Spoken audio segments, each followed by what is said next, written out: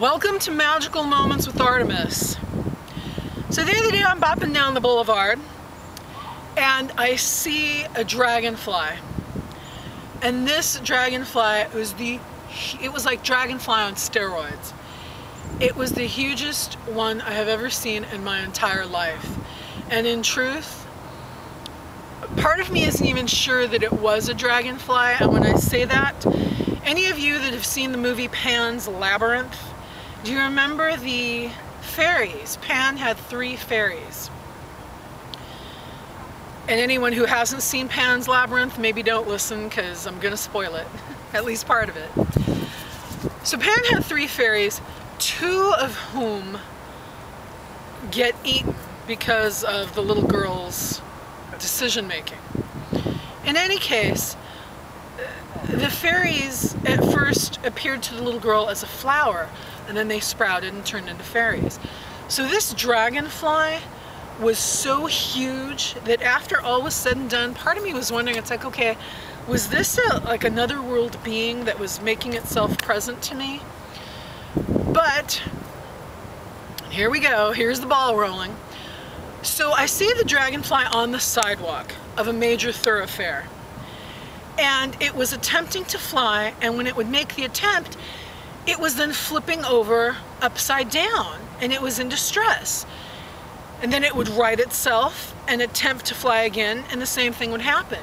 Now, at face value, it didn't appear to be injured. It had a full 2 sets of wings for a total of 4. So, I'm noticing this dragonfly, and 4 people are coming. You know, the sidewalk can accommodate 4 people. So there's 4 people heading towards this dragonfly. And at this point, I had a decision. I could have shifted my attention, at which point the dragonfly would have had a 50-50 shot of getting through that with no one stepping on it. But I didn't make that decision. My decision was to continue placing my attention on the dragonfly in the hopes that it would be seen and avoided. So it was seen, and I watched this individual who I don't know if they were developmentally disabled, unconscious, or both, stand over it, make comments, and then stomped it. And the minute they stomped it, I reeled because I was entangled with the dragonfly. So in the moment I hit it, I'm like, okay, send blessings. Bless the person who did that, bless the dragonfly. And I'm sending blessings, and I'm accessing frequencies of comfort, frequencies of resolution, frequencies of, just clearing and cleaning the space, this whole process. But I carried that experience with me for a good 2 or 3 days. I couldn't shake it. Part of it was my own guilt. I felt guilty because if I hadn't noticed in such an overt way, maybe the dragonfly would still be alive. I was also feeling disgust. I was feeling disgust that this person's level of consciousness was that it was okay for them to do that for absolutely no reason and keep walking. No reason and keep walking. They didn't laugh. But again, I don't know if they were developmentally disabled or unconscious or both. So I'm looking at that mirror and, okay, what aspects of me that are completely unconscious are being mirrored back to me? And this is all getting to be fairly heavy, and I'm not liking it, and I'm not able to let this go. I've shifted my own states, and I'm looking at my own guilt and dismantling that pattern, and trying to look where I want to go rather than where I don't want to be. And I'm so pleased. I got one of my teachers, one of the teachers I listened to, was talking about Jesus Christ. And then when Jesus was on the cross dying, he didn't say, yeah, go get those guys in the name of me.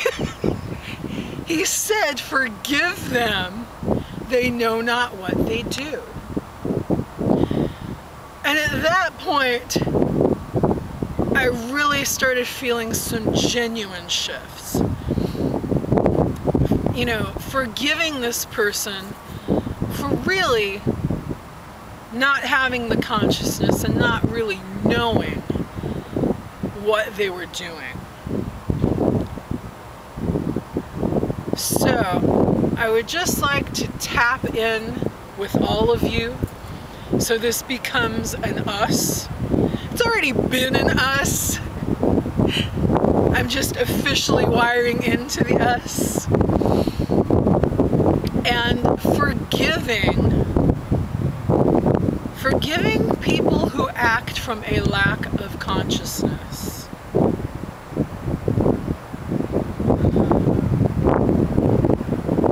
And forgiving, here's the biggie, here's the lottery winner, guys. Forgiving ourselves when we act from a lack of consciousness.